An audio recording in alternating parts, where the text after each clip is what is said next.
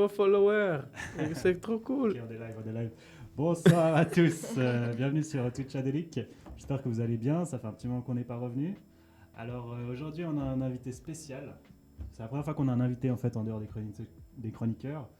On appelle Federico Seragnoli, donc je vais le laisser se présenter. Ouais, c'est vrai que c'est vraiment mon vrai nom. Hein. Du coup, je vais pas cacher mon identité ce soir. Mais heureusement qu'il y en a qui le font aussi. Je suis vraiment très heureux d'être dans cette belle compagnie. Et oui, je suis un psychologue qui travaille aux hôpitaux universitaires de Genève. Et je m'occupe de psychothérapie assistée avec le psychédélique. En Suisse, c'est légal. Ouais, ça a un grand potentiel thérapeutique. Je pense qu'on va un peu parler de tout ça ce soir, mais surtout, ouais, j'ai jamais participé en live à quelque chose. J'ai bien envie de faire cette expérience. Super, super. Du coup je me présente rapidement, Cyril, chroniqueur, vous m'avez vu plusieurs fois et on a la troisième chroniqueuse. Donc Amanda aussi, c'est pas la première fois, mais voilà, moi aussi c'est un sujet qui m'intéresse beaucoup et je suis contente qu'on ait quelqu'un ici qui pratique et qui s'y connaît bien. Donc qui va pouvoir répondre à nos questions. On a un expert sur le plateau. Et du coup, pour cette émission, on n'a pas préparé de présentation en tant que telle, on va plutôt faire une discussion. Donc nous, on aura quelques grandes discussions. N'hésitez pas à poser toutes les questions que vous avez sur le chat et on pourra les demander directement à Federico. Du coup, pour commencer, on peut demander à Federico, voilà, donc les psychédéliques, les thérapies assistées par psychédéliques en Suisse, c'est possible. Peut-être dans les grandes lignes, comment ça fonctionne? Ah ouais, alors... Oh, très large question. Très large. Ah, ok, on va dire, moi je suis... Non, mais disons que c'est vrai qu'encore je suis encore vraiment dans le méta de ce moment ici, tu vois. Je me pose encore beaucoup de questions de comment il faut faire ça, mais si tu veux, on parle comme ça de comment ça marche, hein, bien sûr. Du coup, en Suisse, c'est légal, c'est-à-dire qu'on a la possibilité de faire un usage médical exceptionnel des substances interdites comme les psychédéliques, quoi. Et du coup, on appelle ça des fois compassionate use, parce que si on nous donne cette possibilité exceptionnelle d'utiliser ces substances qui normalement sont considérées des drogues illicites, c'est que on a vraiment affaire avec des cas très difficiles. Et du coup, dans un mouvement comme ça de compassion, la Confédération nous donne le droit d'utiliser ces substances. Et pour le moment, c'est comme ça. Après, clairement, quand on voit un peu les résultats scientifiques déjà présents un peu, c'est clair que tôt ou tard, ouais, ces psychédéliques vont devenir des médicaments proprement parlés, comme tous les autres médicaments qu'on utilise en psychiatrie. Et puis voilà, plus de monde pourra pouvoir bénéficier de cette thérapie. Et n'hésitez pas à poser des questions, le public. Ce qui est cool aussi, c'est que vous soyez là en live. Et du coup, vraiment, ouais, moi je vais jeter un coup d'œil tout le temps au chat aussi. Ouais. Mais sinon, c'est vrai que... Est-ce que vous avez une motivation particulière, vous deux, là, pour faire un tel projet? Motivation, on va dire, en tout cas pour ma part, intrinsèque, par des... comment je pourrais dire ça? Des propres expériences, avec ou sans psychédéliques, dans des contextes légaux. On sait que c'est légal, par exemple, dans certains pays, comme dans certains pays. Et on peut voir, en fait, je pense qu'on se retrouve un peu facilement dans la communauté, on va dire, des psychonautes, comme on appelle, les gens qui prennent parfois des psychédéliques, des changements positifs qui arrivent dans nos vies en partie grâce à ça et qui peuvent amener à d'autres changements. Et du coup, on part assez vite du principe que ça peut être utile pour d'autres personnes. Et là, justement, la Suisse, apparemment le seul pays où c'est légal dans un contexte, on va dire, du côté occidental du monde. Voilà, c'est quand même... La Suisse est un petit pays, on est le seul à le faire. On pourrait se demander, par exemple, pourquoi. Est-ce que ça va se développer rapidement dans d'autres pays? À quel point on en est là, Federico? Ah ouais, c'est vaste, vastissime. Alors, pour chaque substance, après, tu as une régulation différente pour chaque pays. Il y a aussi des usages tolérés dans des pays où une substance notamment est illégale, mais par exemple dans un contexte religieux ou spirituel, on tolère l'usage de cette substance. Du coup, vous voyez, c'est vraiment très compliqué. Et puis en même temps, même dans une société qui rend légale une substance en tant que médicament, cette substance peut rester quand même aussi une substance illicite dans les classements des substances illicites. Du coup, vraiment, c'est aussi vraiment au niveau aussi de la société, c'est comment on utilise ces outils-là. Ouais, après, la Suisse, effectivement, je pense encore aujourd'hui, c'est vraiment, je pense au niveau, par exemple, du LSD, c'est le seul pays au monde qui peut permettre ça, genre, qui peut permettre à une personne ou un patient, disons un patient, d'accéder à ça sans que ça fasse partie d'une recherche clinique. Du coup, un usage vraiment thérapeutique comme ça. Mais là, je vois effectivement, si tu voulais peut-être dire aussi Oui, ta moi, motivation. moi, ma motivation, ça se rapproche de la tienne, c'est que j'aimerais pratiquer en tant que thérapeute. Et effectivement, c'est déjà montré que les preuves sont là. Avec les psychédéliques, c'est des résultats qui sont impressionnants. Et moi, elle est là, ma motivation, c'est que j'aimerais utiliser les psychédéliques pour aider les gens à surpasser. Par exemple, on montre la MDMA pour le PTSD. Enfin, on a montré plein d'usages qui, effectivement. Donc voilà, moi, c'est un champ qui m'intéresse particulièrement. Et oui, ma question, du coup, c'était plus sur le côté éthique. Comme tu dis, il y a quand même une différence entre voilà, les usages qui sont faits, ça reste une substance illégale, et le côté, voilà, on commence à le permettre de plus en plus, et ça s'en approche dans d'autres pays, dans les thérapies. Mais c'est quoi, du coup, le cadre éthique et un peu les règlements, enfin, comme il y a aussi en psychothérapie normale, mais les règles un peu que vous devez suivre ou ce que vous devez éviter de faire, à quel point vous devez accompagner, un peu le cadre éthique que vous devez respecter pour pas que la ligne soit trop floue entre l'usage en dehors de la thérapie et la thérapie normale.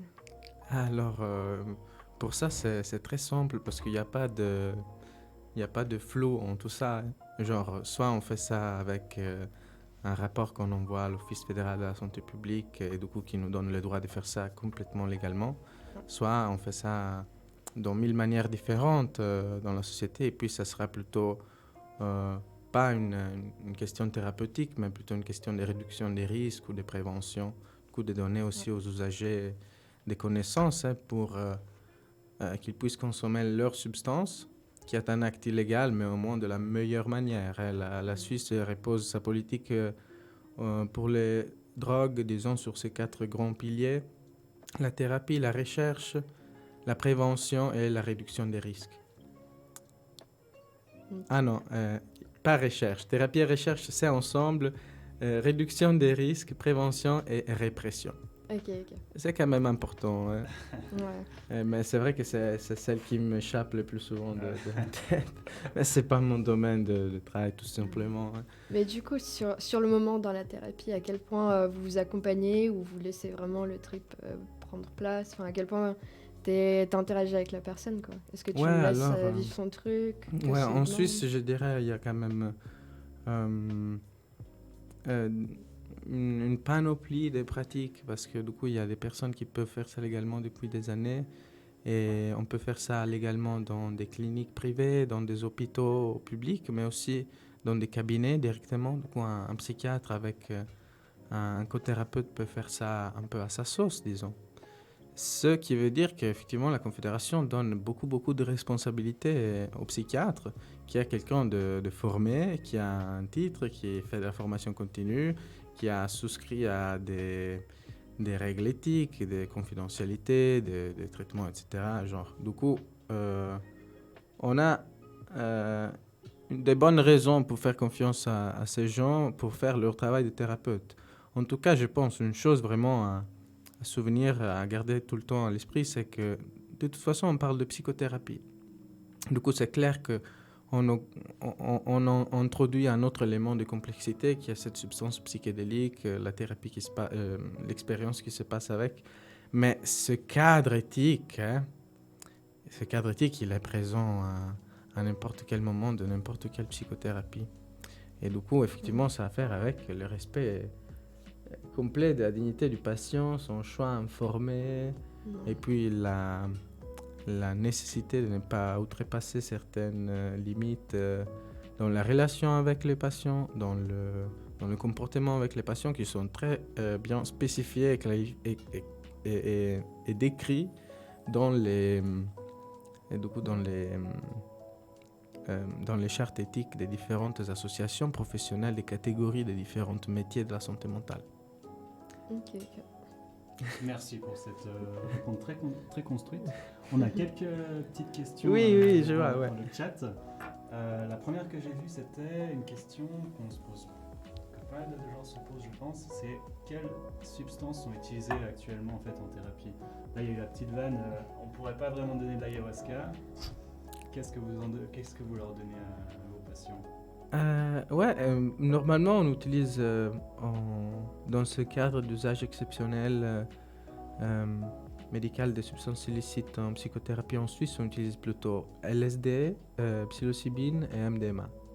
Là, je vois par exemple à quelqu'un qui a écrit aussi Ritaline, mais la Ritaline, vous voyez, du coup, c'est effectivement une amphétamine. Du coup, ça fait partie d'une classe des substances qui sont considérées illicites, mais du fait que cette substance-là en particulier, elle a passé toutes les étapes pour devenir un médicament, on peut légalement avoir par exemple de la Ritaline sur soi si on a été diagnostiqué TDA et que ça fait partie d'un traitement et qu'on la prend dans le cadre d'un suivi psychothérapeutique. De cette perspective-là, on pourrait presque dire qu'il y a quelque chose qui est de l'ordre de une thérapie assistée avec la Ritaline. Ritalin Assisted Therapy.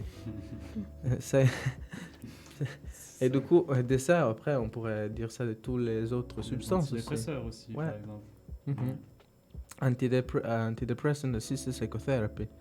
Ben oui, mais finalement, c'est ça qui compterait le plus d'un point de vue un peu humaniste de la psychiatrie ou de la psychothérapie, c'est-à-dire qu'on a quand même affaire avec un être humain et sa manière d'approcher le monde, c'est pas juste d'un corps, c'est pas juste d'un être social, c'est aussi d'un point de vue psychologique, subjectif.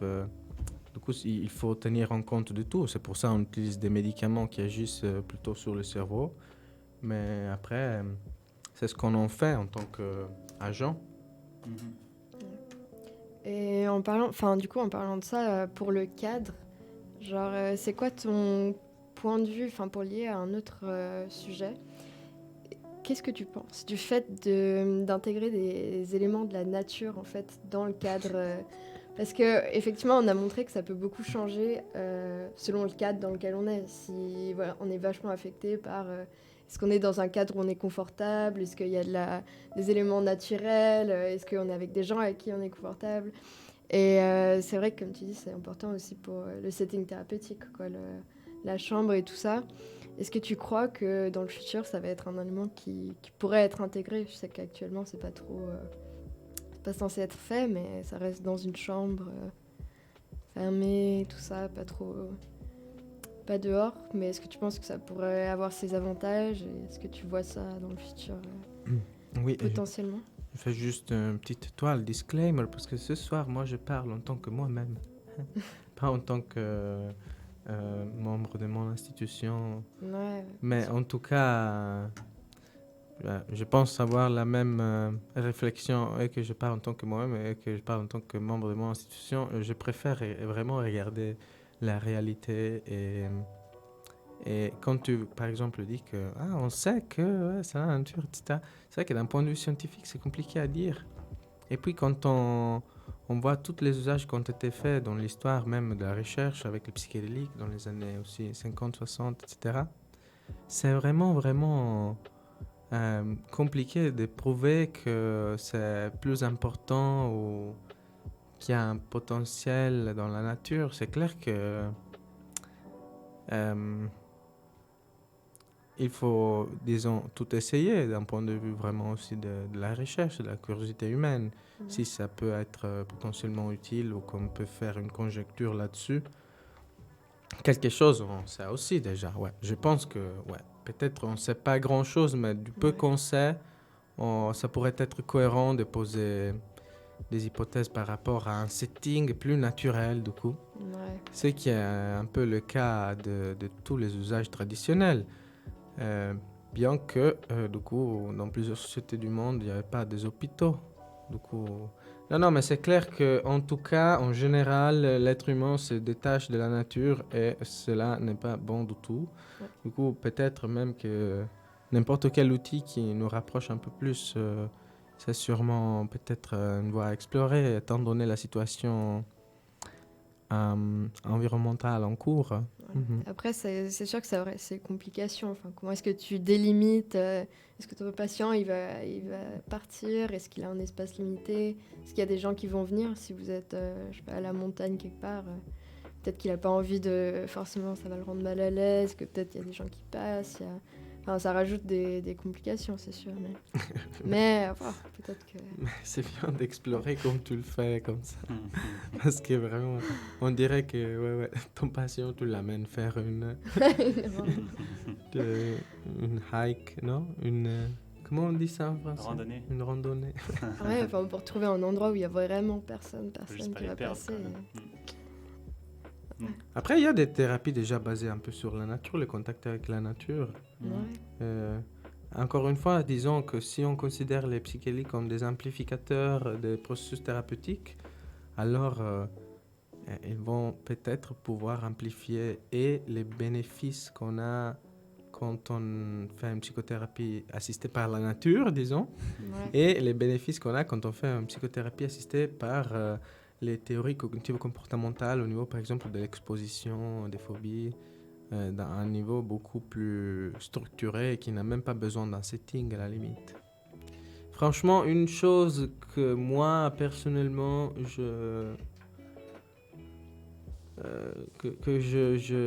dont je suis témoin par rapport à ma compréhension des choses et mon expérience, c'est que le plus j'étudie ça, le plus je remets en question les présupposés ou les choses qu'on donne un peu comme escomptées. Parce qu'effectivement, du coup, à l'hôpital, c'est vrai que c'est assez simple.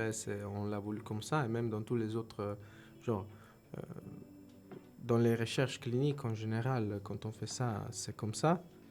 Et puis, effectivement, les personnes, au final, elles n'ont pas trop de soucis par rapport à ça. Ils vivent quand même des expériences très intenses.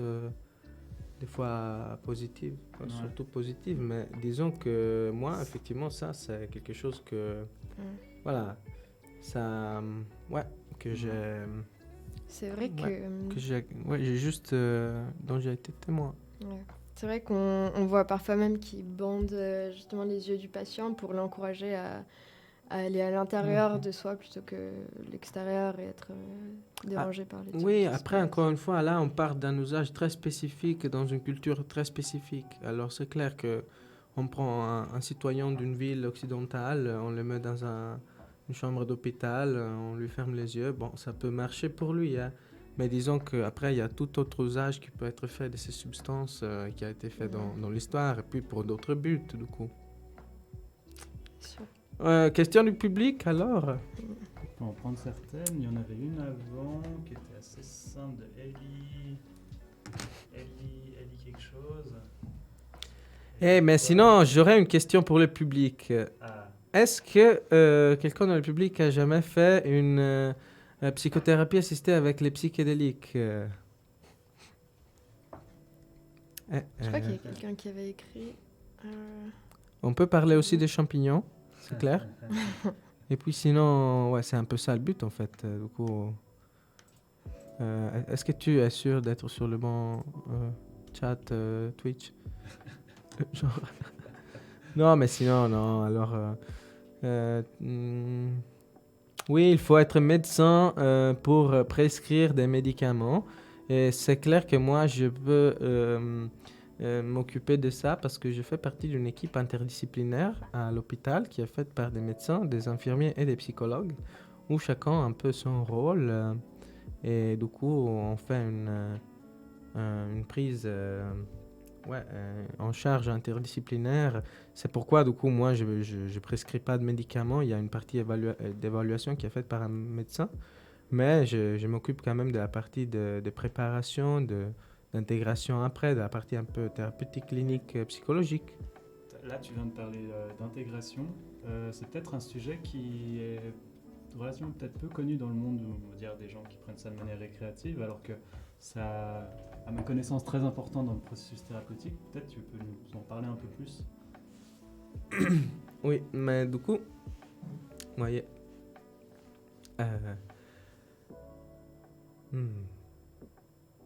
ouais, bah, l'intégration, voilà, c'est vrai, je me pose un peu maintenant la question d'où commencer parce que du coup, peut-être c'est vraiment un but ouais, de faire vraiment le tour de l'ABC, de tout ça, mais du coup, voilà.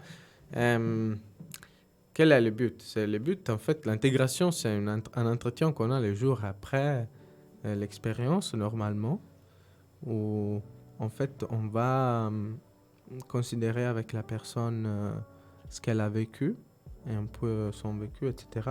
Ça sert à quoi, en fait? Ça, encore une fois, c'est à comprendre dans le cadre d'une psychothérapie. Et qu'est-ce que c'est qu'une psychothérapie, en fait? C'est vraiment laisser à l'autre la capacité de prendre une place de monitoring, un peu de guidance, un peu de questionnement sur nous. Normalement, on peut faire ça avec nous-mêmes. Quand on se pose, on réfléchit à notre vie, et puis on se dit, ah, mais j'ai fait ça, ça et ça, et puis je me sens comme ça en ce moment, mais pourquoi tu te sens comme ça, etc. Ben voilà, ce dialogue qu'on peut avoir avec nous-mêmes, en fait, pendant un moment, on le délocalise avec un autre qui, en fait, a étudié toute sa vie pour prendre cette place, ce rôle de dialogique avec nous, avec un patient. Et du coup, imaginez, c'est la même chose aussi pour quelque chose de si intense comme une expérience psychédélique. On vit cette expérience et puis on pourrait passer du temps nous-mêmes à essayer de voir ce qu'on a vécu, se souvenir, de se rendre compte un peu ce qui nous a apporté, ce qu'on a senti dans notre corps, etc. Mais du coup, si on peut le faire avec quelqu'un qui fait ça comme métier, et de se mettre dans cette posture-là, c'est beaucoup plus utile en fait. Parce que du coup, quel est le rôle du psychologue? Je pense c'est vraiment d'aider la personne à un peu aller au-delà de ses propres défenses psychiques. Et pour défense psychique, vraiment, il ne faut pas aller très loin pour chercher ça, hein. Genre, c'est juste que l'esprit humain a la tendance à vouloir rester un peu en équilibre et à pas trop changer ou à pas trop se remettre en question. Et on est fait en sorte à ne pas voir beaucoup de choses qui nous dérangeraient. Et du coup, ça, c'est un gros avantage parce qu'en ce moment, par exemple, je n'avais pas pensé que j'allais mourir. Maintenant, j'y pense. Et maintenant, tout le monde y pense. On peut être un peu triste. Mais normalement, j'y pense pas dans ma journée, non? Ou bien je pense pas à cette chose qui s'est passée, ou bien je pense pas à la peur, etc., etc. Et ça, c'est bien. Mais si ces mécanismes-là, du coup, qui sont vraiment, font partie de notre nature, se rigidifient trop, ou fonctionnent trop fort, hein, et là, après, ça devient compliqué. Et ce qu'on voudrait, du coup, c'est de les démasquer un peu, de les rendre conscients pour, au final, les laisser aller.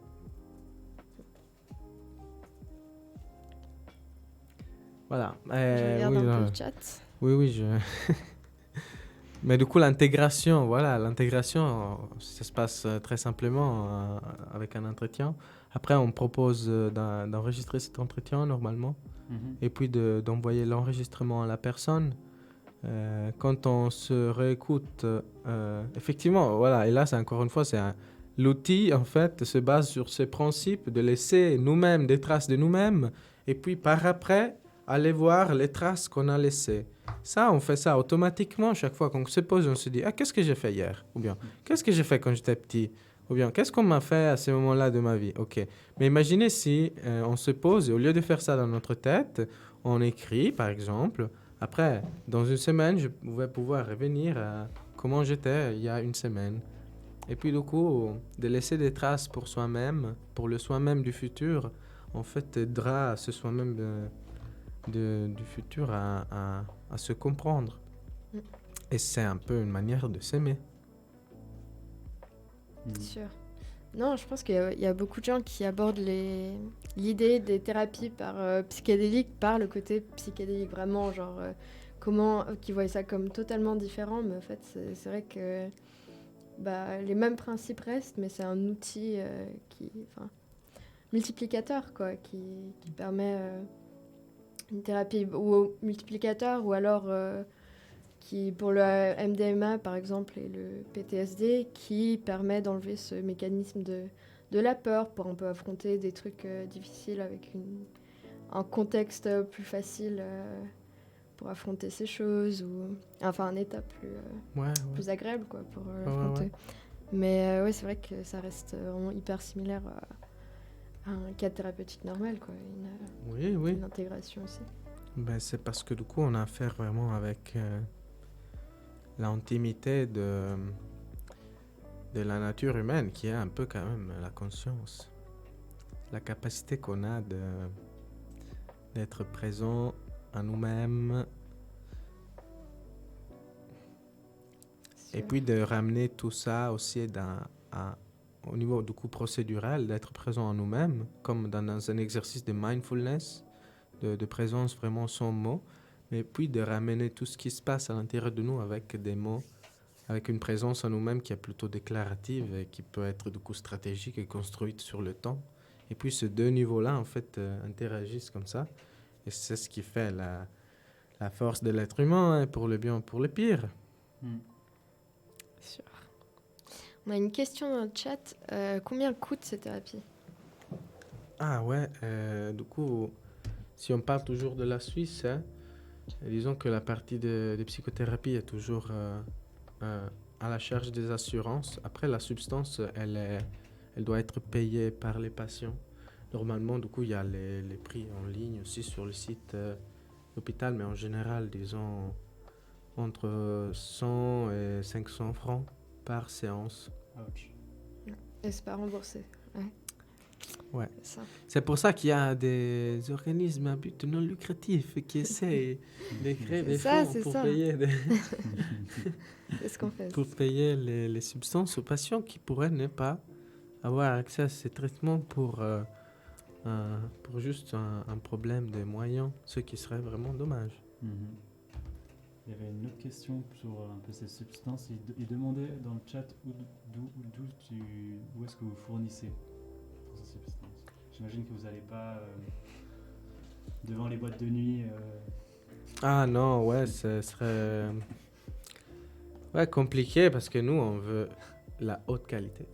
Et du coup, quand on veut 100% pur, vous voyez, du coup, c'est clair qu'il y a toute une filière dédiée à ça qui est une filière de comme n'importe quel médicament.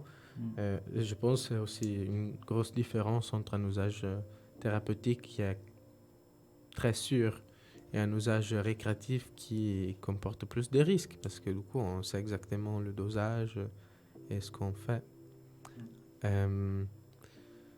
Ouais, après, c'est vraiment... Je pense que c'est vraiment une grande opportunité d'avoir ce type de filière, parce que du coup, si on y pense, par rapport à n'importe quelle chose qu'on assume, disons, il y a quand même un certain contrôle. Parce que sinon, ouais, bon, il pourrait y avoir quand même n'importe quoi qui se passe. C'est sûr. Ouais. Écoutez, ouais, je vois quand même comme ça flotter dans l'air des questions de gestion de tout ça dans une société occidentale, moderne, etc. Alors que, etc. Mais je pense, voilà, qu'il y a quand même moyen de faire ça dans le cadre des principes qui font de la société quelque chose qui nous protège et qui nous unit, plutôt que quelque chose qui nous conditionne ou qui nous aliène, hein. Bien sûr, après, il faut mutuellement se prendre soin de ce truc qui est la collectivité, j'entends. Du coup, voilà, Exactement. je suis clairement dans le sillon de Rick Doblin en ça, par exemple. Waouh. L'idée. C'est vrai qu'il n'était pas très grand, Rick Doblin. C'est vrai que... ouais, quand je pars de lui, automatiquement, je dois me faire plus petit. mais oui, il y a moyen de faire ça ensemble. Même, justement, il l'a dit dans une interview que j'ai écoutée récemment. Et- parce que du coup, il y a Aldous Huxley, non, qui a écrit un de ses derniers livres, le dernier peut-être, sur cette île utopique qui s'appelle Pala, où en fait il y a du coup l'usage des psychédéliques qui est intégré dans la société. Mais au final, l'histoire finit qu'en fait, eux ils sont bien parce qu'ils sont sur leur île. Ouais. Et ils ont tout fait bien et tout, complet, parfait, société parfaite, tout ce que tu veux. Y a pas, ça veut pas dire qu'il n'y a pas de problème ou de la souffrance, mais quand même, ils se tirent bien. Hein. Mais ça finit qu'en fait, il y a les multinationales du pétrole qui arrivent, qui débusquent tout. Ouais. Parce qu'ils ont essayé du coup de faire une communauté qui n'est pas connectée avec le reste du monde, ce qui est impossible aujourd'hui. Du coup, prenons soin de ce truc dont on fait tous partie. Bon, ok. Non, c'est bon, j'assume. On est bien debout. J'assume d'être debout. En tout Prends un cas, break quand t'es fatigué. on espère ne pas avoir le même sort que Pala, mais en tout cas, je pense qu'on va quand même dans la bonne direction. On a quand même appris du passé. Il y a eu une première phase de psychédélique. On peut déjà se dire, ok, ça faut pas faire. Ouais. Il y aura peut-être des trucs qu'on va faire mal, comme d'habitude, mais je pense qu'on peut, avec des gens comme toi, aussi réfléchir avec une telle conscience, je pense qu'on peut amener les psychédéliques dans un cadre bénéfique pour le maximum. Moi, je pense vraiment, je voudrais avoir cette thérapie comme une thérapie normale, comme n'importe quelle autre thérapie. C'est clair qu'elle est, des fois, voilà, c'est tellement intense, ça donne vraiment des changements majeurs, mais c'est quand même, voilà, c'est légitime du coup. Est-ce que, du coup, t'aurais une anecdote, bien ou mal, hein, mais d'une session de thérapie que, je sais pas si du coup t'as forcément le droit de raconter, mais si tu changes le nom et tout ça, peut-être que ça pourrait être intéressant d'avoir une anecdote qui t'a marqué ou une phrase ou ce qu'un patient t'a raconté peut-être après coup ou peut-être une anecdote comme ça qui te vient en tête. Ah, je vais passer, je vais en faire un. Voilà, alors, sur un côté plutôt critique, un côté un peu réussite. Ok. Ouais, alors, il y a des patients qui, une fois, par exemple, des fois, on a des patients qui n'ont pas d'effet. Ok. Pas d'effet du tout. Pas d'effet du tout. Ok. Et puis, du coup, vraiment, genre, c'est compliqué. Vous faites quoi dans ces cas-là Ah non, on attend. Pas la dose, quoi. Ouais, non, on attend, en tout cas. Mais c'est vrai que, du coup, c'est tout un travail de... Voilà, on essaie de ne pas donner des fausses attentes. Des attentes miraculeuses, comme ça. Mais bon, on dit quand même qu'il y aura un effet. S'il n'y a pas d'effet, c'est clair que voilà, c'est décevant. Et puis la personne, elles se sont même visées, genre, pas visées, mais elles se sont vraiment... Ah, mais alors, moi, alors je suis nul. Mais ça arrive souvent. Non, pas très souvent. Et puis de toute façon, ce qu'on voit, c'est qu'il y a quand même... voilà, des fois, par exemple, une personne qui arrive en entretien d'intégration le jour d'après, et on l'a vu vraiment avoir des moments très intenses, etc., émotionnellement pendant la séance. Et puis elle vient et dit, voilà, ouais, en fait, c'est rien passé. Elle nous dit, ah, d'accord, mais qu'est-ce que vous entendez par là? Tu vois, du coup, après, les psychologues, ils retournent juste la question. Oui, mais... Oh. Ah oui, et puis? Ouais. Non, mais bon, là, je vais pas faire je suis pas en train de faire un cours à l'université maintenant. Du coup, je peux juste parler de ces choses de manière un peu plus décontractée. Bah oui. Bon, mais on voilà. est sur Twitch Adélique, ça, on Voilà, va pas... les amis. On va pas juger. Mais du coup, imaginez, c'est ça aussi l'intégration. Des fois, il y a des personnes qui disent avoir rien ressenti. Et puis, en fait, ben voilà, il y a plusieurs choses qui sont passées. Normalement, quand elles disent ça tout d'emblée, c'est que elles viennent vraiment à nouveau avec leur propre estime de soi qui est, voilà, leur très baisse estime de soi, leur confiance en soi qui est presque nulle des fois avec des personnes qui souffrent vraiment beaucoup. Du coup, elles arrivent et puis c'est juste pour eux, pour elles, une manière de dire ah ouais non mais voilà, je suis nul, il n'y a rien qui s'est passé. Parce que ce qui se passe déjà, elles sont en train de le juger comme pas assez important, pas si significatif, hein, pour le ramener dans le dialogue thérapeutique. Genre, ah non, je n'ai rien passé. En tout cas, ça ne serait pas si bien que ça, aussi important que ça. Du coup, ouais. Et puis voilà, et puis on y va, etc. Mais sinon, du côté positif, ouais, il y a des personnes qui, voilà, des fois, par exemple, une patiente qui dit, au bout de 5 minutes de son entretien d'intégration, le jour d'après sa première séance à 100 microgrammes de LSD, en fait, je pense, j'ai ressenti mon corps pour la première fois. Avant, j'avais fait plusieurs psychothérapies, j'avais même essayé de la méditation. On me disait, mais alors, concentre-toi, qu'est-ce que tu ressens? Et moi, j'étais toujours, ah ouais, bon, je ressens, mais bon, ça sera ça, comme ça. Mais en fait, j'étais toujours là, alors que finalement, je suis descendu dans mon corps. Et pour une personne comme celle-là, c'était une expérience vraiment transformatrice parce qu'au final, elle a pu du coup avoir finalement une expérience vécue de ce que c'est de ressentir son corps. Après, ressentir son corps, ce que ça veut dire, c'est voilà, ressentir ses émotions.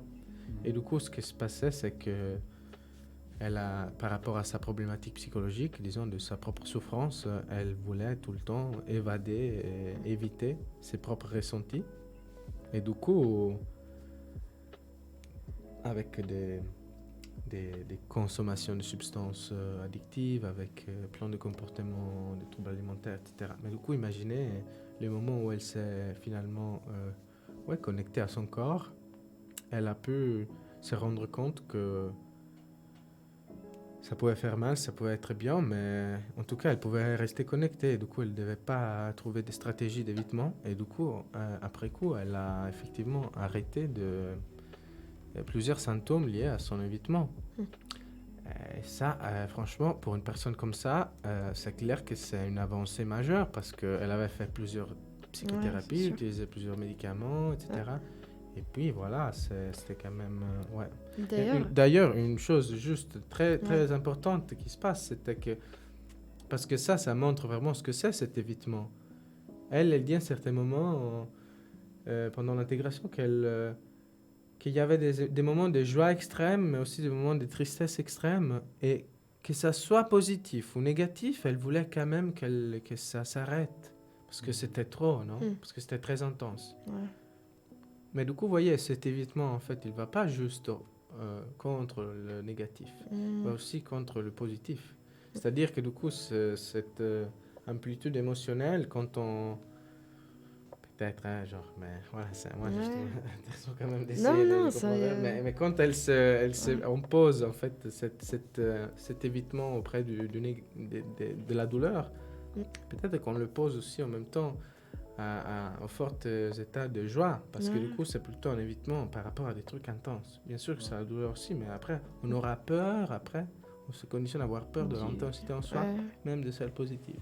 C'est intéressant, mais d'ailleurs, pour faire une dernière anecdote, mais je la raconterai très vite, mais c'est presque l'inverse en fait, parce que c'est une anecdote de donc Ben Sessa qui pratique au Royaume-Uni et qui a eu une patiente qui avait une maladie, un disorder pour ce qu'elle mangeait. Donc la boulimie, qui était très prône à la boulimie, elle avait fait aussi anorexie.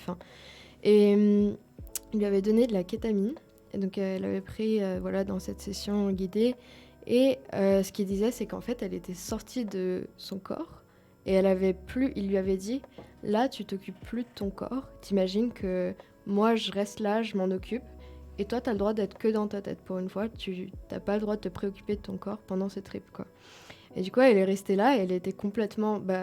la kétamine, donc anesthésiant aussi, qui te sort de cette sensation, de cette présence dans ton corps, qui peut faire cet effet-là.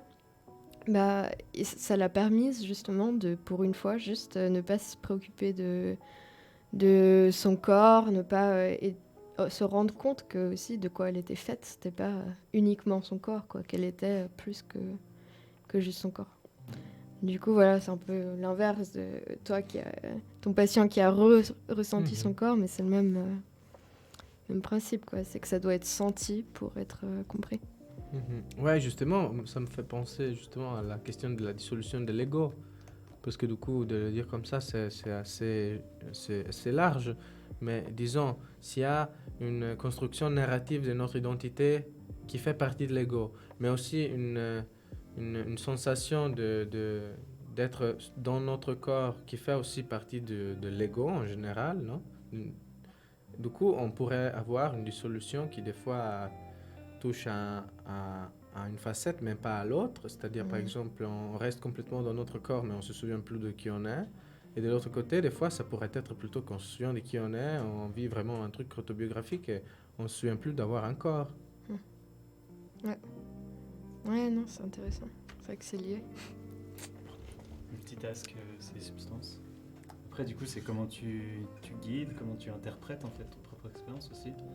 Et je pense que c'est là où le talent d'un psychologue opère. C'est comment il aide peut-être au patient à comprendre ce qu'il a vécu et en faire, même si en fait ça peut être quelque chose qui a été énormément difficile pour lui, peut-être lui montrer qu'est-ce que cette chose difficile peut lui permettre d'améliorer chez lui ou en tout cas de réfléchir sur lui-même. Je pense qu'on a parfois l'idée que ouais, le psychédélique fait le travail, mais c'est un peu l'idée, en tout cas biaisée par peut-être les usages récréatifs ou d'automédication qui sont souvent faites dans la vie de tous les jours. Mais même, vous voyez, un usage récréatif, mais le psychédélique ne fait pas le travail dans un usage récréatif. C'est la musique, c'est le festival qu'on a autour, tous les autres gens qui sont là pour s'amuser, toutes les lumières et les œuvres d'art et les installations qu'on a fait autour de cette prise récréative. Du coup, effectivement, ça compte si beaucoup. Tu prends la substance, tu te mets dans le noir complet et là, qu'est-ce qui est... Est-ce que c'est la substance ou c'est ton propre esprit au final? C'est sûr que c'est l'interaction des deux. Ouais. Mais disons qu'alors... mais en fait, c'est pas... En partie, toi-même, tu as pu construire le setting interne que tu donnes à cette substance. Par tes apprentissages différents, tu auras la substance qui agit sur tes différents moments de construction de toi-même dans le temps.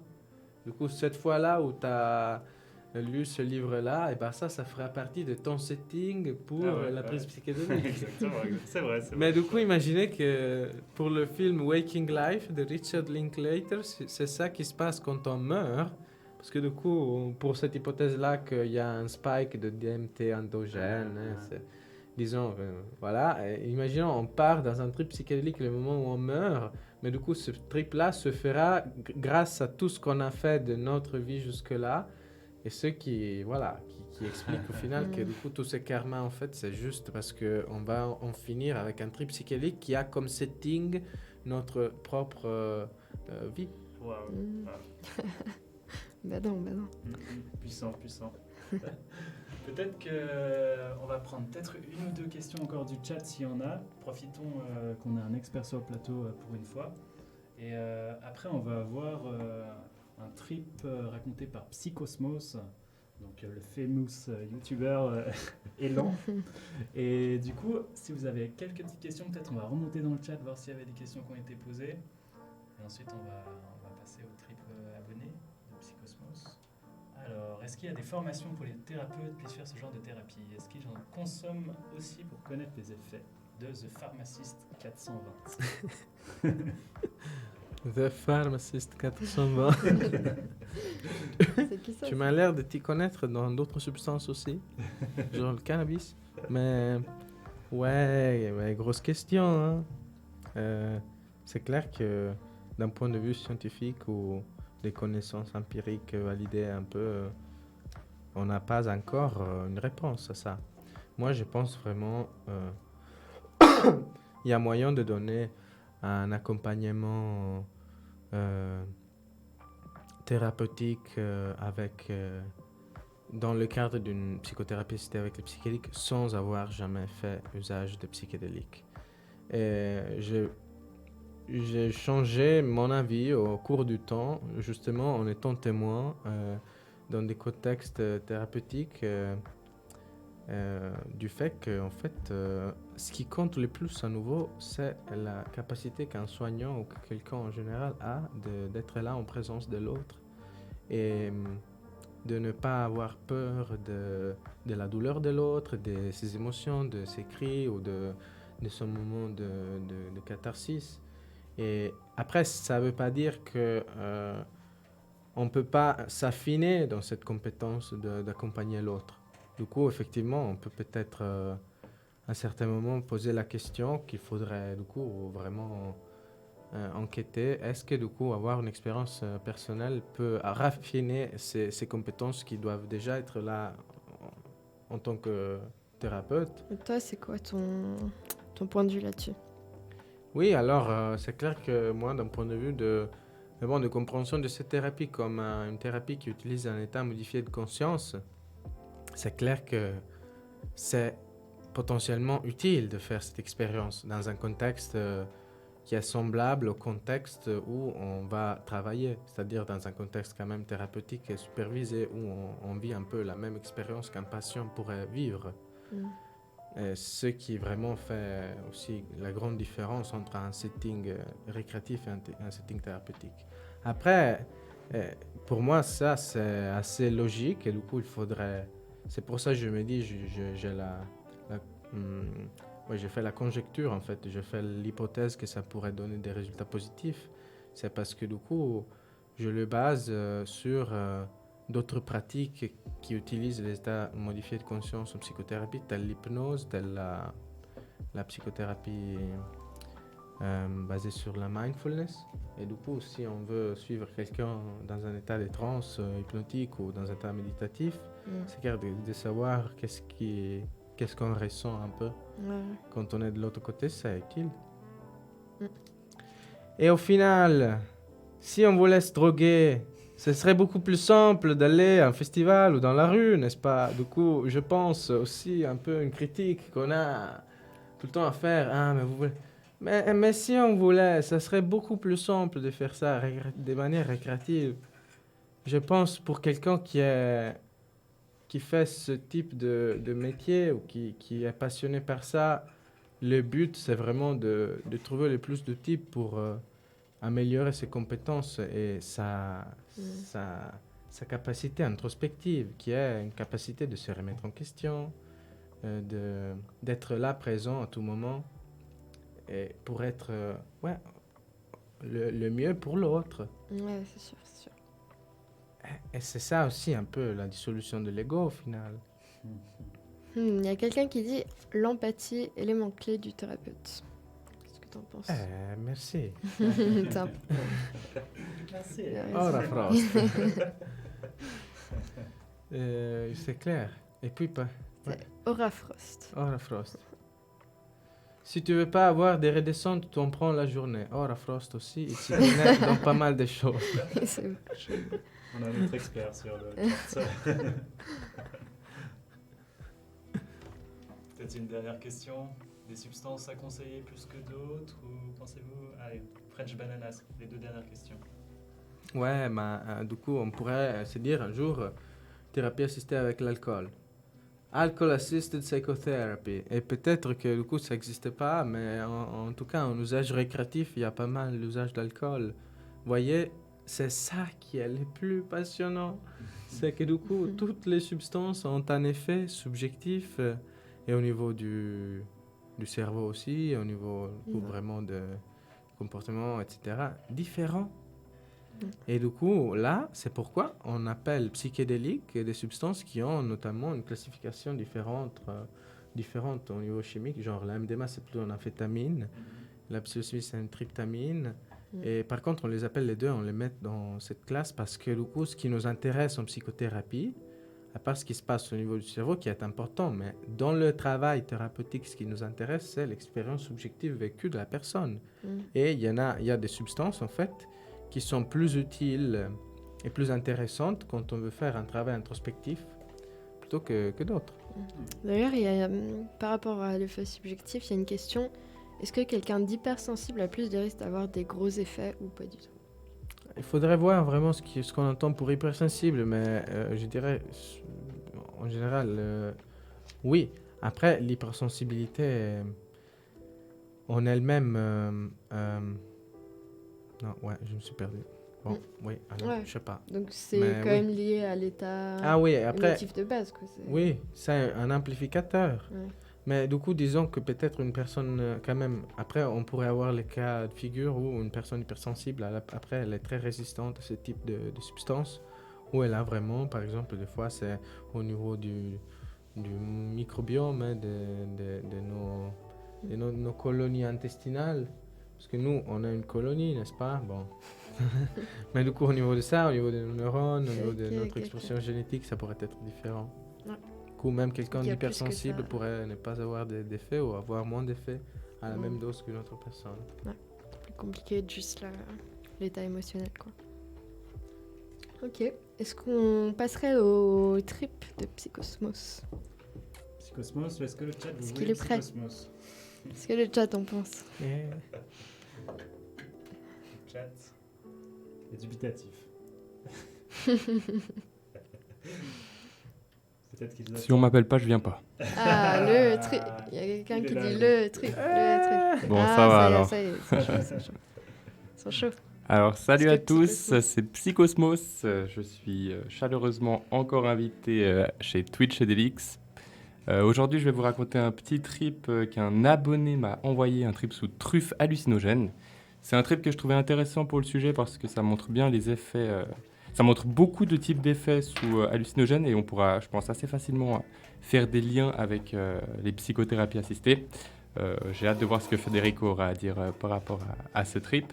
C'est un assez long trip, du coup je vais assez rapidement commencer à vous le raconter. Je pense qu'il vous plaira parce que c'est un gros trip, assez puissant, et il y a pas mal de petites mécaniques assez sympas, donc on va gentiment pouvoir commencer. Et je vais me mettre debout pour l'occasion. Waouh. Il s'est levé. Vous ne le voyez pas, mais il s'est levé. Oh là, Coucou. Psychosmos. Psychosmos est blanc. J'ai une indication. Il est blanc, il parle français. Hélas. Ok, alors on va gentiment pouvoir commencer. Je nous mets dans l'ambiance. J'étais avec 2 amis, E et S, chez moi. Il faisait beau. J'habite dans un studio d'une résidence étudiante et c'est décoré chez moi avec des affiches et des photos de toutes les couleurs.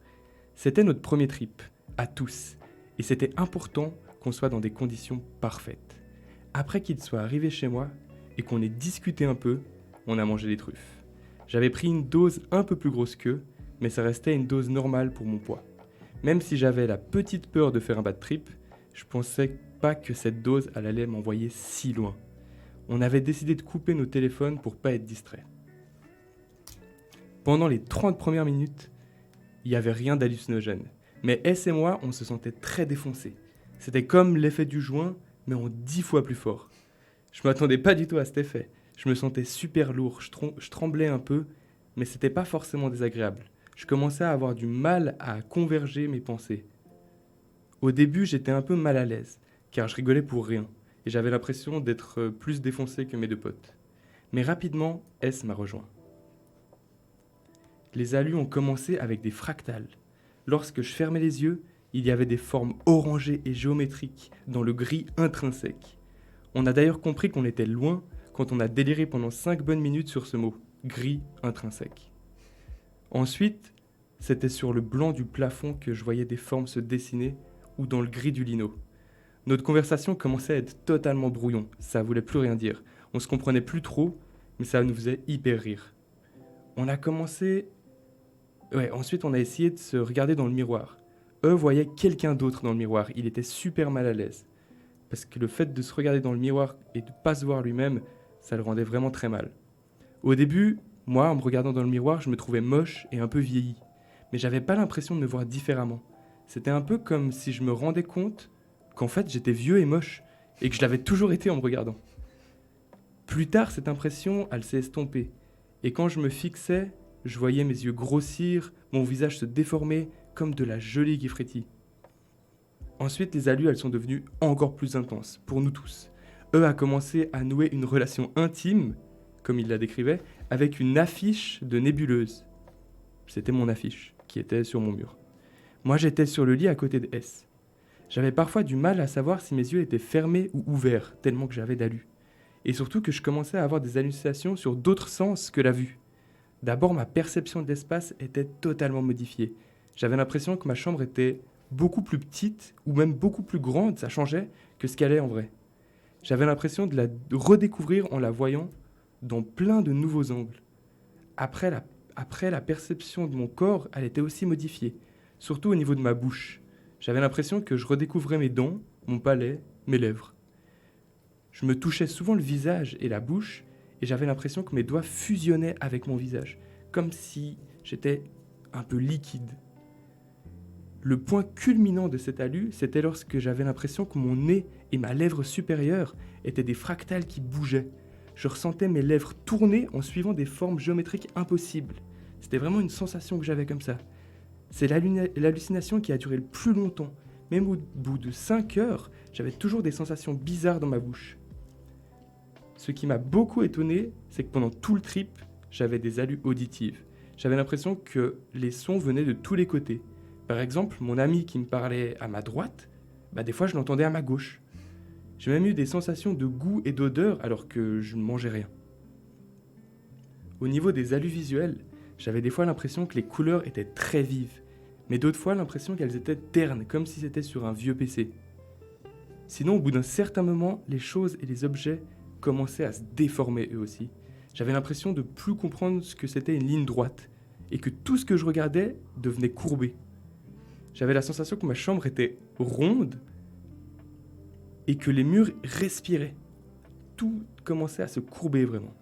Mes potes ont beaucoup phasé sur mes affiches et mes photos. Moi moins, sûrement parce que je les connaissais déjà par cœur. À part la nébuleuse, donc l'image avec qui il y a une relation intime, j'avais l'impression qu'elle bougeait elle aussi. Que ces étoiles se prolongeaient en dehors des bords de l'affiche. Et c'était vraiment très bizarre, comme si tout s'expansait sur mes murs. J'avais parfois l'impression de voir comme à travers un objectif fisheye. Par exemple, S prenait une place incroyable à côté de moi sur le lit. J'avais l'impression de voir ma chambre en totalité depuis un point de vue, et j'ai aussi un peu eu la sensation de la voir depuis un autre point de vue que là où étaient mes yeux. Comme si j'avais plusieurs caméras que je pouvais changer dans mes points de vue. Des fois, j'avais la sensation que la gravité n'était plus du bon côté, comme si elle changeait et que j'étais attiré par le mur au lieu de devoir être attiré par le sol. Je suis ensuite passé par une phase où je commençais à donner un aspect vivant à certains objets, et où je mélangeais un peu les sensations avec les esprits. C'était le moment où on a mis Maggot Brain de Funkadelic, et cette chanson m'a totalement satellisé. J'étais allongé contre ma peluche de marmotte. J'avais l'impression qu'elle prenait énormément de place, elle aussi. Souvent, je touchais un peu mon ami S par nos épaules, de 1 ou 2 cm, juste nos épaules qui se touchaient. Mais j'avais l'impression de sentir sa présence différemment, beaucoup plus puissamment, comme si nous étions liés l'un à l'autre comme des frères siamois. Ça me gênait un peu, j'étais pas hyper à l'aise avec ça, mais physiquement, ça me gênait et je comprenais pas pourquoi en fait ça me gênait.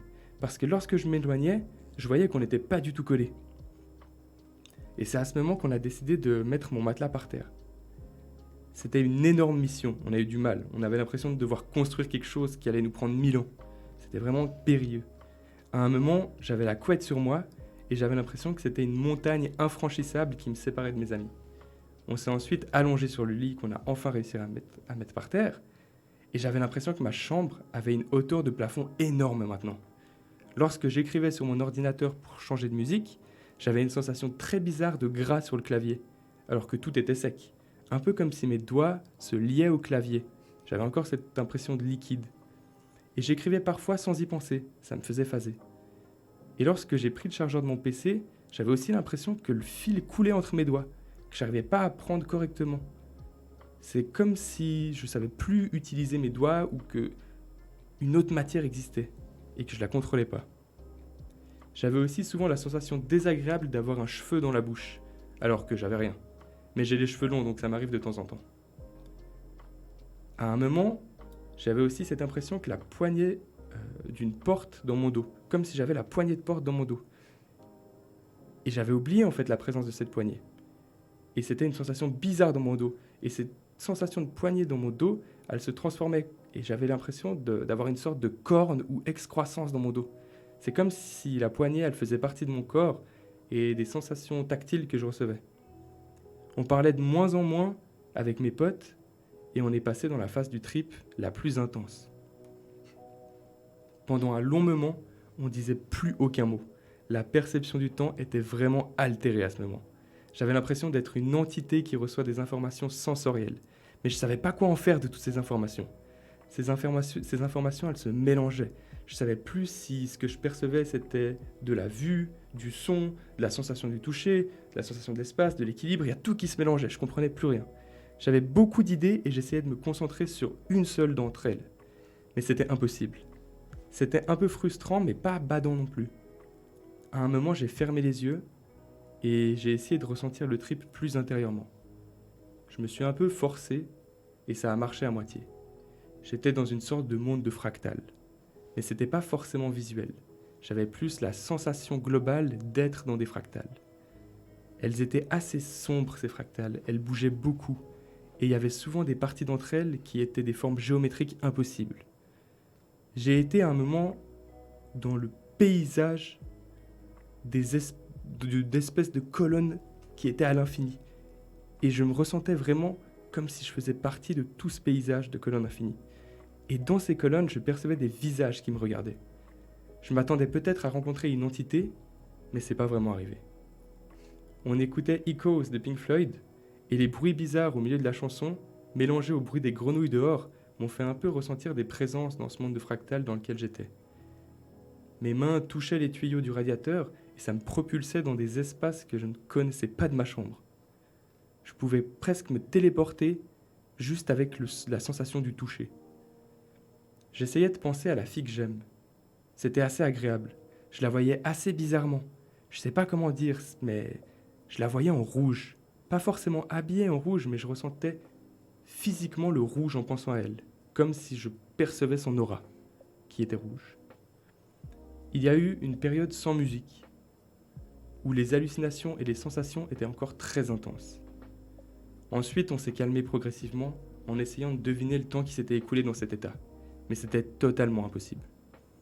On pensait qu'on était beaucoup redescendu, puis on a commencé à manger des pâtes. Mais les choses bougeaient encore beaucoup, et on rigolait toujours pour rien. J'avais l'impression que les objets et mes mains changeaient de taille en les regardant. C'était ensuite la mission pour qu'on se prépare à sortir pour se balader.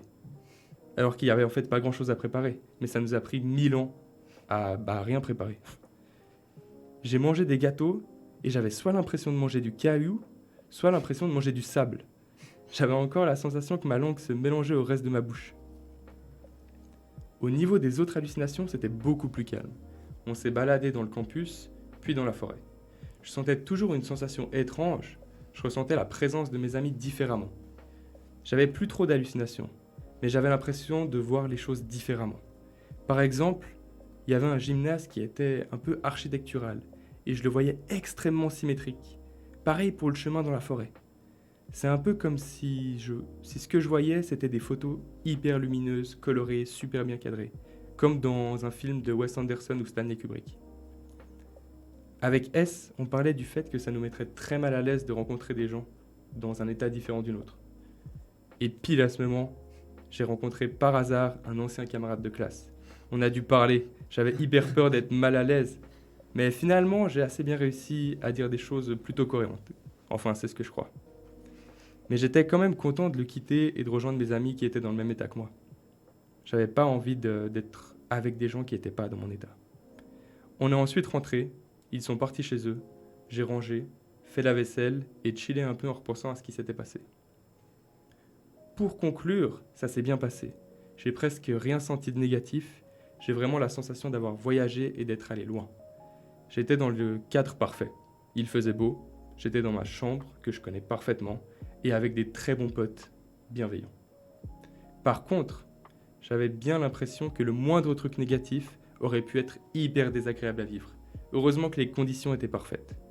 Je trouve que j'en ressors globalement bien.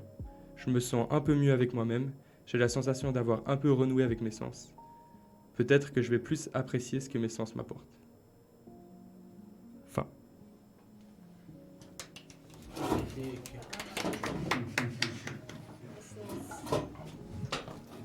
Voilà les potes.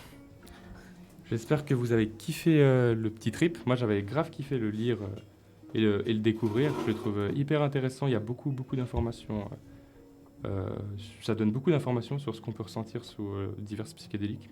Je sais pas ce que t'en penses, Federico, par rapport à ça. Ah ouais.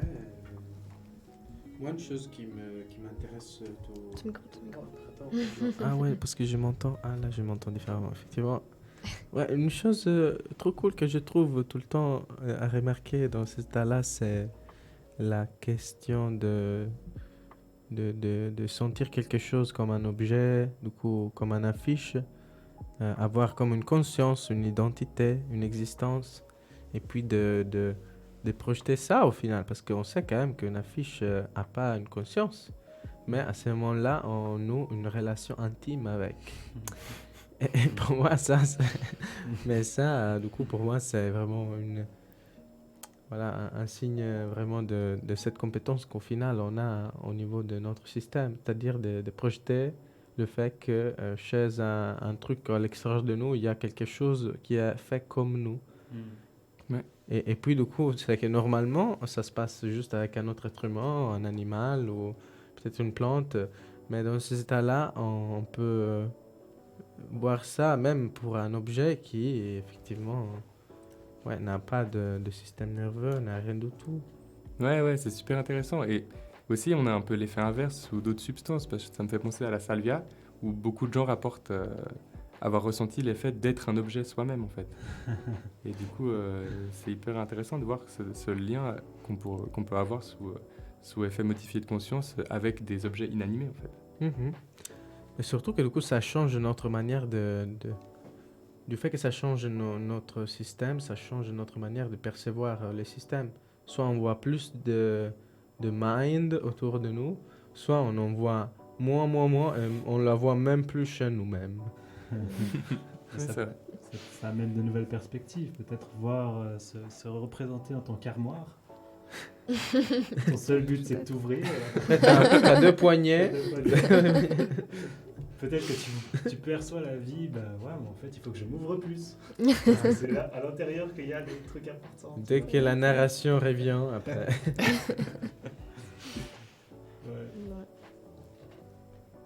Et toi, alors, qu'est-ce qui t'avait marqué dans ce témoignage? Moi, ce que j'ai beaucoup aimé, c'est tout l'aspect lié au sens, vraiment cette synesthésie des sens. Je trouve ça toujours complètement fou. Pour l'avoir vécu, moi aussi, sous psychédélique, c'est vraiment quelque chose qui est très dur à décrire, déjà, quand on ne le vit pas. Parce que c'est ça, c'est de réussir à se rendre compte que tout se mélange complètement et qu'on est juste tellement surstimulé que notre corps peut plus rien comprendre, en fait, et qu'il essaye de créer du sens où il n'y en a plus du tout. Et je trouve ça toujours quelque chose d'assez fou à vivre et aussi très fou à lire quand tu vois ça chez d'autres personnes. Et en soi, c'est vrai qu'on appelle ça du monde ineffable, ce qu'on ne peut pas raconter avec les mots qu'on utilise normalement, mais si on utilisait par exemple des psychédéliques de plus en plus théoriques, est-ce qu'on commencerait à avoir des nouveaux mots qui apparaîtraient pour essayer de représenter justement ce qu'on vit, parce qu'il y a quand même, je pense, des conjonctures dans l'expérience des gens. Et c'est vrai que peut-être que on est juste au stade où on n'a pas encore le vocabulaire pour exprimer en partie l'expérience qu'on vit. C'est pour ça qu'elle est ineffable pour le moment. Oui, mais c'est sûr, imagine du coup, juste pour faire un exemple, là on parle à nouveau de fractal. Mais du coup, fractal, on a une certaine idée de ce que c'est un fractal, etc. Mais imagine, c'est comme dire du coup la neige. Mais on sait que du coup, chez les gens qui vivent dans la neige, il y a beaucoup de manières de dire la neige. Et là aussi, si tout le monde commençait à prendre les psychédéliques et à voir des fractales, on se dit, ah, t'as vu des fractales? Oui, mais quel fractal il y avait là? Ouais, Ah, c'est c'était vrai, plutôt un fractal fait un peu... Tu vois, ce type de fractal-là, comme genre cette neige un peu mouillée qui fait des bonnes boules, ou cette neige très sèche, comme ça. Ouais, c'est Il y a- hyper intéressant. Ouais. Il y a quelqu'un qui dit le monde extérieur est-il juste le reflet de nous alors? C'est une bonne question. C'est phénoménologie. Mais à quel point c'est vrai? On sait que ce qu'on voit est influencé par beaucoup d'aspects biologiques et chimiques. Donc comment est-ce que nos yeux sont différents de ceux des autres? Comment est-ce que la composition chimique de notre cerveau, et on a montré que ça affecte énormément. Après, il y a quand même des éléments qui est limitant, quoi. C'est pas complètement construit. Mais qu'est-ce que t'en penses? Qu'est-ce que les psychédéliques changent aussi là-dedans? Est-ce que ça fait encore plus que... Je pense Ce serait qu'il ne le- rajoute pas un sens à tes sens, mais effectivement, il te donne la possibilité d'expérimenter tes sens dans une complexité telle qu'après, quand tu reviens à ton état normal, peut-être tu es beaucoup plus sensible à ces mélanges qui existent dans la vie de tous les jours, de tous tes sens, que normalement on a un peu, dont on nous a appris à faire la différence, sur lesquels on a vraiment plutôt une représentation théorique comme des choses très très séparées, alors que c'est pas le cas, parce que du coup l'expérience humaine elle est toujours multisensorielle à tout moment, et c'est là aussi la problématique mentale, c'est aussi toujours la négligence d'une partie de cette vie multisensorielle. Par exemple de son corps, de ses émotions ou de certaines pensées. Donc permettre un état de flexibilité où tu te rends compte que effectivement t'as ta conception relative, subjective de certaines choses parce que t'étais dans un état fixe qui est lié à certaines à ton état, quoi, comment t'es né, et ça te permet peut-être de te rendre compte que justement c'est une construction à un certain niveau, quoi. Ouais. Oui, ça complexifie beaucoup. Hein? Du coup, Ouais, parce que la réalité, c'est complexe. C'est hyper complexe. Le plus tu te rends compte que c'est complexe, le plus tu restes humble un peu. Et puis sinon, vraiment, si vous voulez, de ce que j'ai trouvé pour le moment, moi, la philosophie qui match le mieux, qui t'explique le mieux ça, vraiment, c'est Spinoza. En français, on a de la chance parce que c'est un mec qui a fait la paraphrase de l'éthique, et du coup, on peut la lire comme un essai normal, alors que c'est illisible si tu lis l'original. Mais lui, il a juste pris ça, il a fait une paraphrase. Du coup, c'est lisible et c'est un truc magnifique. En tout cas, déjà, la réalité, elle est là parce que on la voit avec des sens. Mais disons, il y a aussi la lumière infrarouge, par exemple. Et on crée des machines qui voient ça. Si on avait ça dans nos yeux, on verrait aussi des... Puis tu vois, du coup, on aurait un mot spécifique pour les fractales infrarouges.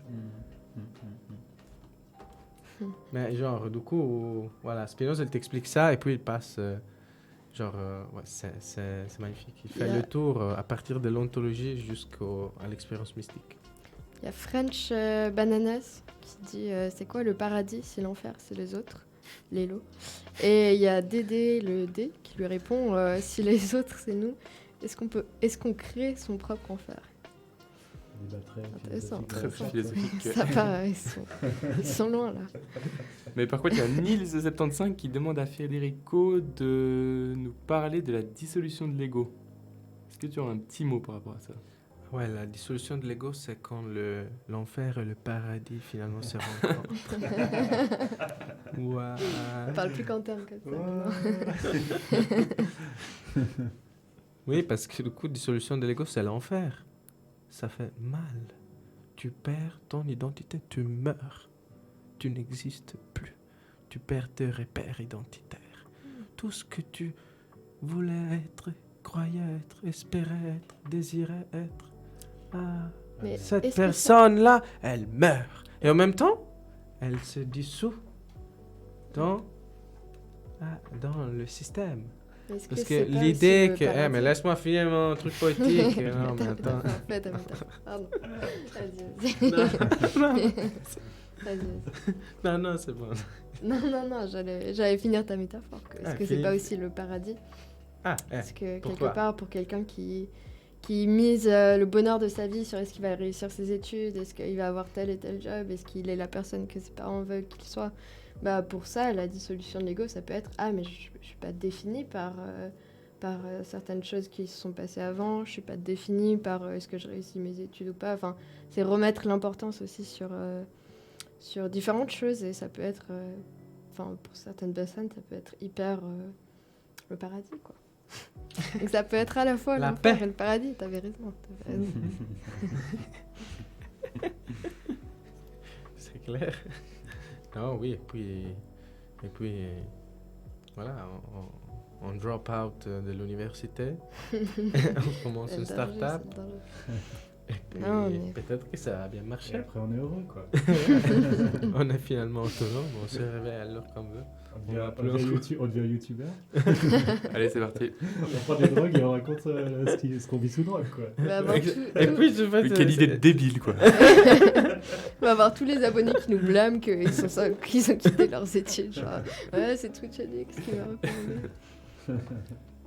Non, c'est sûr. Ouais, qu'il n'y a que des masters ici, je crois, voire plus. Ah oui, Quittez vos parce que- études, allez. Hmm. Mais ça, peut-être, effectivement, quand on se pose la question après, pourquoi on étudie?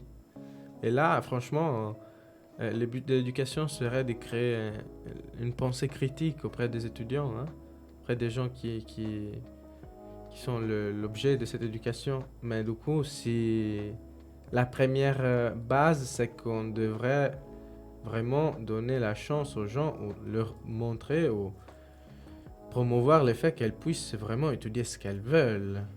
Et puis, et pas parce qu'il y aura cette ou cette possibilité dans le marché du travail, mais par rapport à ta capacité de te mettre en lien avec le monde. Ce qui veut dire vraiment d'être dans le monde, c'est-à-dire d'apprendre des choses pour comprendre, mais aussi par rapport à ton goût personnel à la connaissance, ton goût et qui a à faire avec ta curiosité spécifique de cette expérience qui est immensément complexe et riche et impossible à cerner dans sa totalité. C'est sûr. Ok, bah alors si vous êtes chaud, on va créer une communauté. Attends, pensée critique. Alors, On première... va beaucoup critiquer dans la communauté. Oui, et puis, première règle de la pensée critique. Après, on met... Ouais. Et puis, c'est une religion. Et puis, voilà. Et après, on demande de l'argent aux membres. C'est ça. La première règle de la pensée critique, c'est qu'on critique pas la pensée critique. Exactement, exactement. Deuxième règle, 50 francs de cotisation. Troisième règle, prenez des champis parce que ça vous fait, Troisième règle. ça vous fait comprendre les deux premières règles.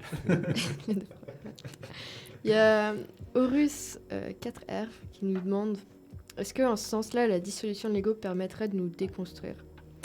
Je dirais que oui, parce que c'est justement de perdre tous ces aspects subjectifs qui sont liés à l'ego, c'est aussi revenir à une base neutre qui te permet de comparer à pourquoi tu as ces avis maintenant dans ta vie, enfin déconstruire les choses que tu as qui sont effectivement subjectives et te rendre compte qu'elles auraient pu être autrement, quoi. Certaines croyances, certaines...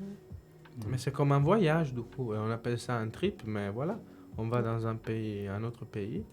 Pour un moment de notre vie, on ne vit pas ce qu'on fait tous les jours. On se réveille, on va à l'université, au boulot, etc. Non, on se réveille, on est dans un autre pays, à une autre langue, on doit faire autre chose, on mange autre chose, on voit autre chose. Et puis on revient.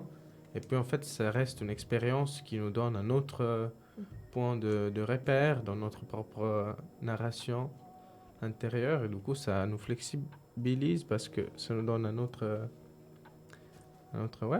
boussole. Je sais pas, je me répète. Ah, bien C'est sûr, toujours la hein. même chose. si tu veux. Ouais. Non, c'est C'est- bien. Non, c'est une bonne métaphore. C'est... On aime t'entendre, Ah. Federico. Mais pourquoi ouais, parce que... Parle-nous, oui. Federico. Très bien, alors, c'est je fait. parle, j'aime bien parler. Non, mais en fait, c'est tellement simple, beau. Et puis c'est tout le temps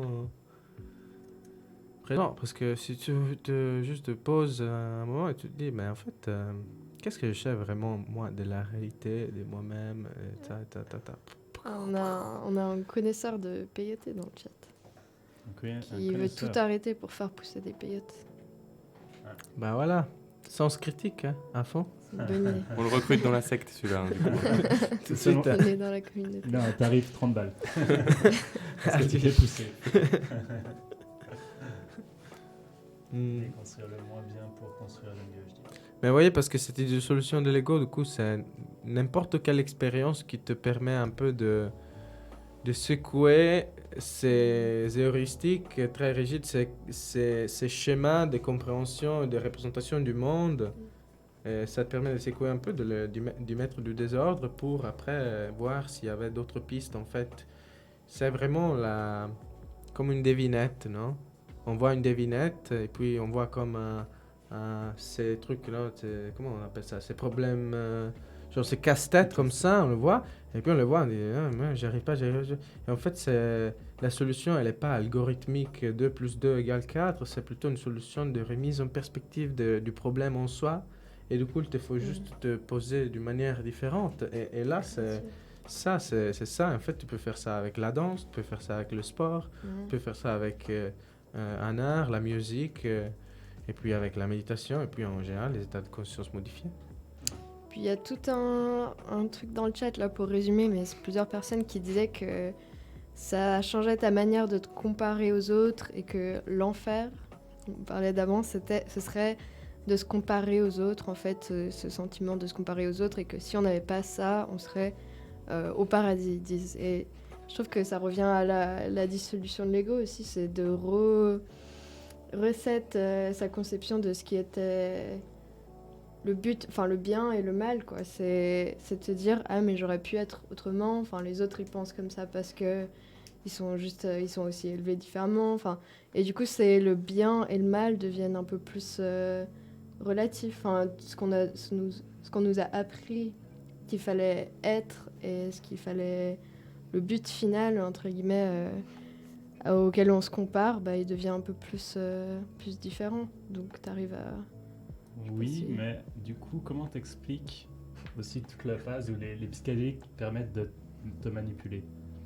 Parce qu'on peut, là, on parle de l'élargissement de la critique grâce aux psychédéliques. On a passablement de preuves dans le passé, par exemple les Manson. Les psychédéliques, ça peut te renforcer dans ton idée. Ça peut te dire, ah mais en fait, si je crois en Dieu, si je crois en la Vierge Marie, et que je la vois dans mon trip, ah mais c'est sûr qu'elle existe.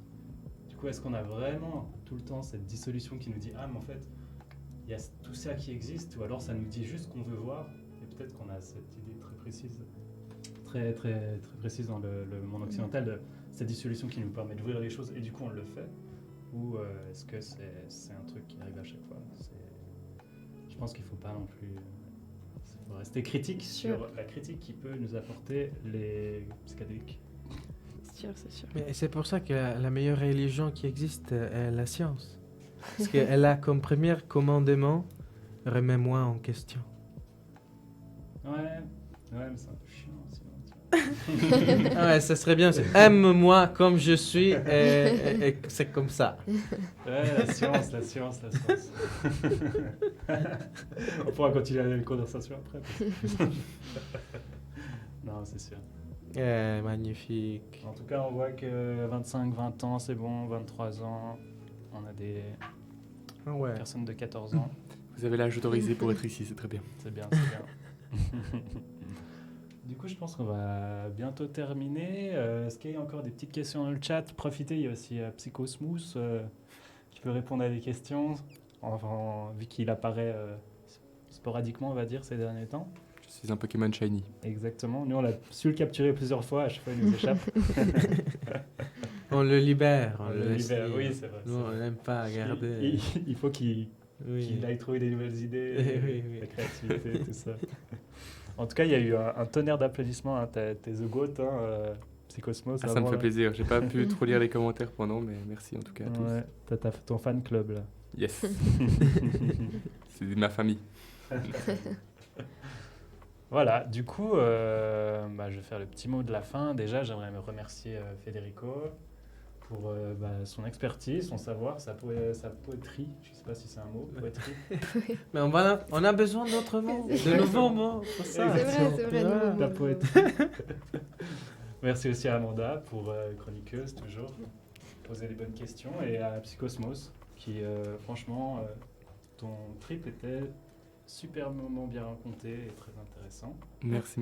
Et merci à toi aussi, Cyril, Merci, notre animateur c'est- préféré. euh, Devant Alécos, on dira pas. Ouais, c'est Non, ça. et merci à tous ceux qui ont regardé surtout. Ouais, Et Oui, vos commentaires. merci à vous, qui ouais, animent le super chat. d'avoir partagé dans le chat, de mettre des conneries. On n'a pas lu toutes les conneries que vous avez dit parce que sinon on risque de se faire arrêter. À l'after. Mais- à l'after. Et voilà. Et du coup, peut-être Timo aussi. Donc cette émission, elle est sponsorisée par une fondation à but non lucratif qui s'appelle Alps Foundation. Donc je vais juste mettre le lien. Enfin non, une personne va mettre le lien. C'est pas mon compte. Tac. J'ai écrit juste.